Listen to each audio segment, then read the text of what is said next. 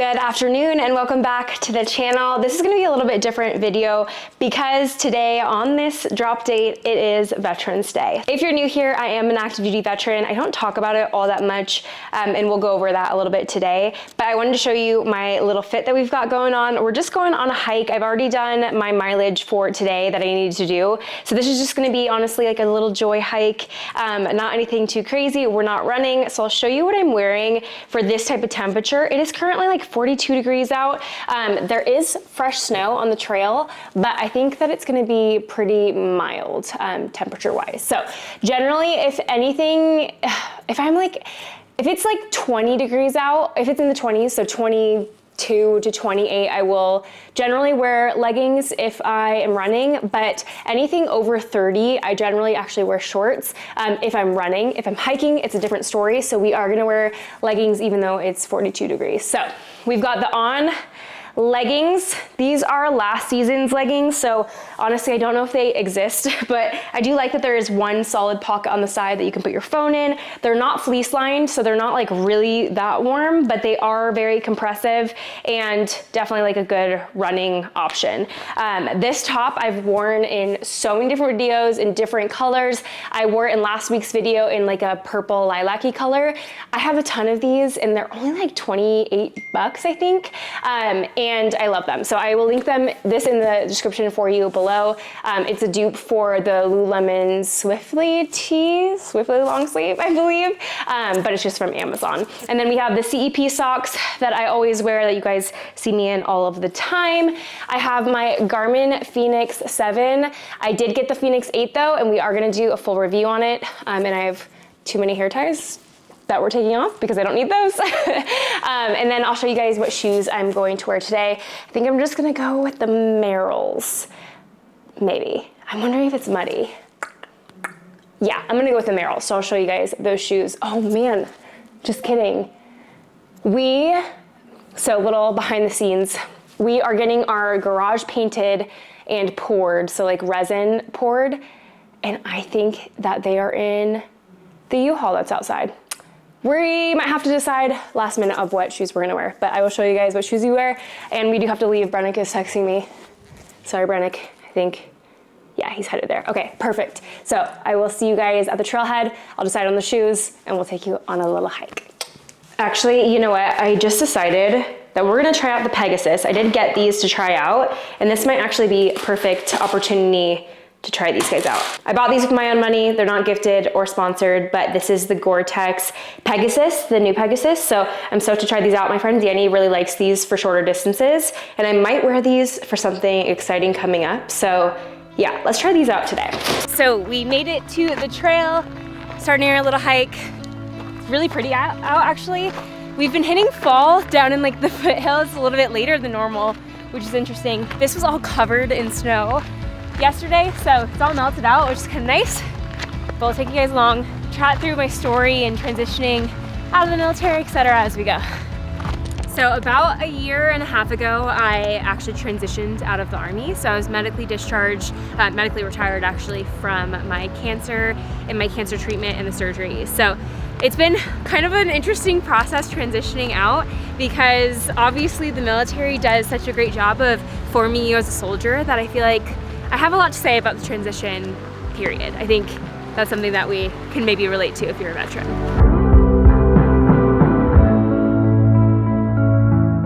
So I joined the Army and I joined active duty in 2016. And I actually joined, I always get asked like what the reason is why I joined.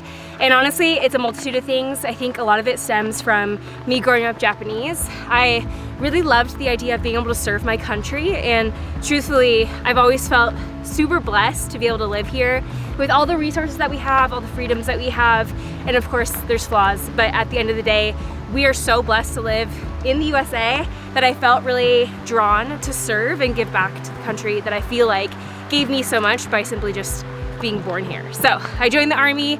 I went enlisted, which is also another funny, interesting story because I have a college degree. So most people that, you know, have a college degree who go into the Army come in as officers. And while that's normally the route that people go, I didn't go that route. We could talk about that maybe at a different time, but honestly, at the end of the day, I think everything happens for a reason, and I absolutely loved my job and loved my service.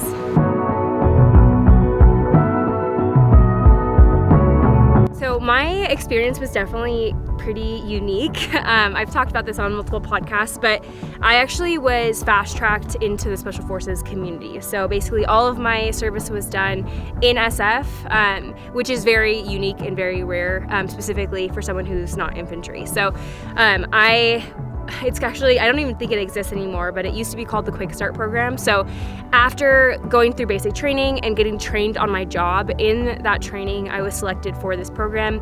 Very few and far between soldiers were selected, but I think it was a combination of a few things, which leads me to my next point that I get asked all the time is, what is your advice for people who are going in, who want to be successful in their military career? My number one piece of advice is to, when you decide to go in, to ensure that you're doing so with all of the adequate resources, with asking multiple people about their experiences, maybe shopping around a little bit before actually signing your life away on the dotted line. I think the number one thing that gets a lot of people when they first go in is their recruiter experience. And from my experience, what I talked about a little bit earlier was I went in enlisted, and obviously everything works out the way it's supposed to, but that was a huge reason why I decided to go in enlisted. I was misled a little bit by a recruiter and told that, you know, since you have a degree, you can go to OCS at any time, but in fact, that's just not true. So definitely shop around, definitely decide 100% that this is something that you want to do, and understand that you are giving up everything, your entire life, your commitment of time, the things that you like to do. Literally everything is now committed to serving your country, and that has to be 100% understood when you sign your name on the dotted line, and that is 100% my number one recommendation for those choosing to go into the military. My second piece of advice is to come in to the military with a background of fitness and health and endurance as kind of your baseline. One of the main things that I've always said throughout my career is that there's two things that are going to get you through: fitness and effort. So those who show up and give their all in everything they do really well in the military. It's very effort focused, and having a baseline of fitness also helps that effort as well. So you're able to give more. So your 100% is going to look different from someone who's coming in without a baseline of fitness, still giving their 100%. Have a good baseline of endurance. If you are looking to go in as an officer, or you're looking to later become an officer in the military, if you can't run, for one, you're not going to do very well, but for number two, your I guess soldiers are just not going to respect you. So at the end of the day, like, if you are wanting any sort of leadership position in the Army, you have to have a baseline of running and fitness to do well, but then also to earn the respect of those around you. My next recommendation would be to be adaptable. So when you come in, especially active duty, don't have an idea of where you want to be stationed, what you want to be doing, how long you want to be at certain duty stations. Honestly, the best thing that you can do is just have a clean slate and be adaptable to what the Army needs from you. Going back to the first point, like, you are 100% signing away where you're choosing to live, what you like to do, like your life. So if you're committing to doing that, be adaptable and be able to kind of go with where the Army needs you and roll with the punches. I think for me, the thing that helps me the most is that I wasn't necessarily tied to an idea of where I wanted to be or what I wanted to do, and honestly, that worked out the best in my favor, was just being able to be adaptable to what the Army needed from me, basically at any point of my service. So for my transition, I would say one of the hardest things about just transitioning in general, from being in the Army, thinking that I was going to be in for 20 years, to then, like, all of a sudden having my world be shaken and to have that removed, the hardest thing was honestly losing that portion of my identity. And I feel like the Army, and just the military in general, does a really, really good job of essentially stripping you down to having no identity outside of the military. I always say this, and I think it's kind of funny, but in the military, like specifically in the Army, we spoke a different language. Like, if we talked to normal civilians, like, they wouldn't understand what we were talking about when we talked about our jobs. And for my job specifically, I wasn't even allowed to talk about what I did, and like even places that I went. And I think even just having everyone call me by my last name that I actually don't even use on social media was something interesting. Like I remember like going back to regular life after leaving the Army and having to adjust to people calling me Amanda. And I still honestly like find myself having an interesting time with that, because it just wasn't that way for so long. And so I think having the identity be stripped out of you stripped out of me was the hardest part of my transition, of being completely lost in what I was doing. And my job specifically in the Army felt very impactful. What I did every single day was very, I don't know how to say it, like, I don't want to say like very important, but my job impacted soldiers every single day and impacted people who were not soldiers every single day. And I saw a lot of things and did a lot of things that definitely most people just don't have to experience. So I think coming into the real world, having to deal with all of this and feeling really isolated from those around me, and then also having my identity stripped from me, was the hardest part of the transition. Within this past year and a half, I've felt the need to try and find where my identity is and really answer the question of like, who is Amanda? And if you watched Ikigai that was filmed by BPN, you know that I've been on this journey of exploring like who I truly am. And in my cancer experience, I feel as though that really helped me really figure out who I was. But it was still really difficult to really answer those questions, even to the things of like, what do I genuinely like to do in life? And what do I genuinely want my future to look like now that it's not gonna be in the military? So that was really hard for me. And I think that's something that a lot of people relate to. There's a statistic out there that says that 2/3 of veterans who transition out of the Army have a really hard time with that transition. So we're definitely not alone. If you're out there and you're someone who has transitioned out of the military, you are not alone in your experience of feeling like you're having a hard time. There's a reason why the Army operates the way that it does, in, you know, talking in different language, calling you by your last name, having you have like operating systems that your brain runs off 24/7, and the investment of time that you pour into it. Like, there's a reason why it's difficult for you to transition out, and you're not crazy and you're not alone in that at all. And I think that's something that I've learned so much about. It's just like, if anyone was put in this experience, it would be difficult for them to transition back to quote unquote real life. Apart from identity, I think another thing that people really struggle with is purpose. And I keep referencing the Army because that's the branch that I was in, but I think this is pretty universal. But the military has a way of providing you with purpose. So even those who are coming in at 18 and straight out of high school, it provides you with a source of purpose. You know, you're told where to be at all points in the day. You're told what to believe in. You're told what your values should be moving forward. And you're told exactly what you're going to be doing each and every day and what your future is going to look like. So having that be removed, so your structure being removed, but also your purpose each and every single day, that's a really hard transition. And once again, like, anyone put in that experience would have a really hard time transitioning.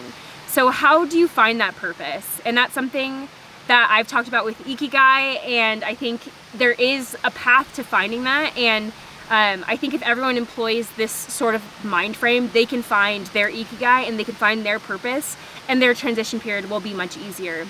But I think starting with being intentional with each and every day, I think is kind of where the money's at. Instead of constantly putting your brain into this perspective of like, oh my gosh, what is my life gonna look like in a year? Or what did my life look like a year ago? Live each day as if it's its own individual blessing and piece of goodness, right? And even if that day is individually hard, reflect on that and move on in the next day. And really treat each day as if it's each individual step forward. The second thing I would definitely recommend is to really decide each and every day to do something that you really enjoy and something that you really like to do. And part of Ikigai, so Ikigai is broken into 4 parts. It's what you love to do, it's what you're really good at, what the world needs from you, and what you can be compensated for. So those first 2 parts are what is called half Ikigai.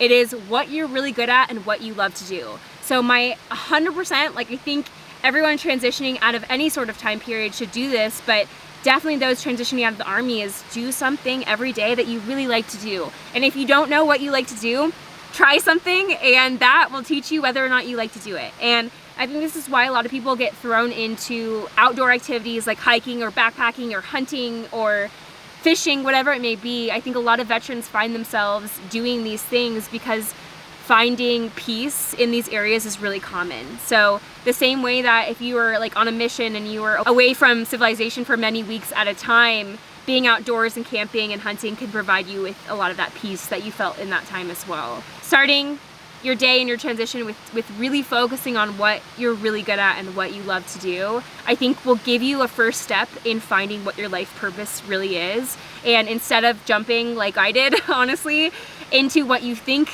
that you should do or what you think you should be good at, I went into the medical field. I worked in neurosurgery and spine surgery, and I thought that would provide me with purpose, but honestly it kind of pulled me further away from it. So I think if I would have followed my own advice in this, my hindsight advice, I would have found my purpose a little bit sooner. If you're struggling with finding your purpose, those are things that I would suggest you doing in your transition process.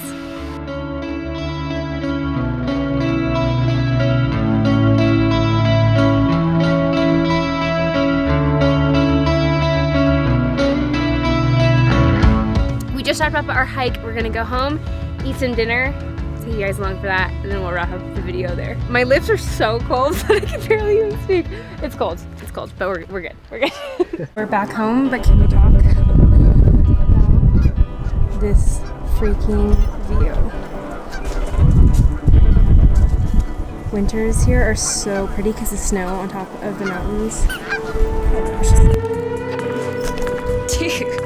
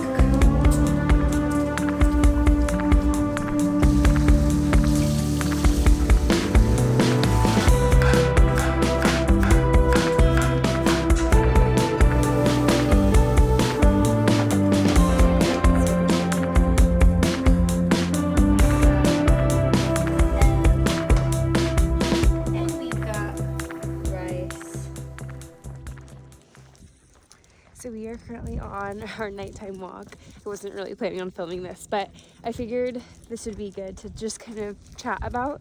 So we have been doing these nighttime walks pretty much every day for the past like 4 months. And honestly, they have been like sometimes really dark, sometimes like right at sunset. But obviously as the temperature drops and we get deeper into winter, and especially after daylight savings, these are getting later and later. But I have really liked these as kind of a nighttime reflection and reflecting on, you know, the day and praying. Honestly, that's how I've utilized a lot of this time today.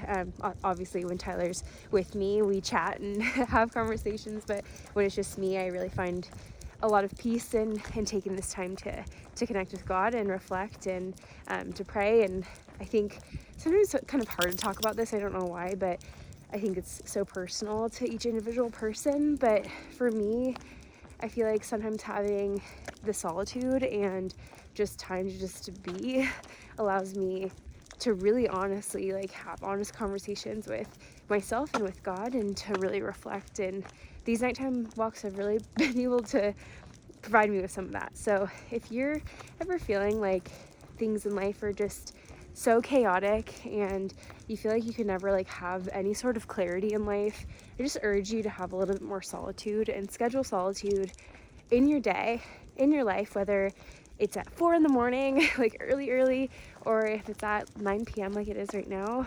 Just find that solitude, because sometimes that's all you need to really figure out some things in your life that you might need to have discussions with yourself about. So that's just something I wanted to share with y'all. But thank you so much for watching, and I hope that you enjoyed today's video. If you liked it, please make sure to give this video a comment of why you liked it, and then of course subscribe and like the video as well. But until next time, catch you guys later. Stay unbreakable.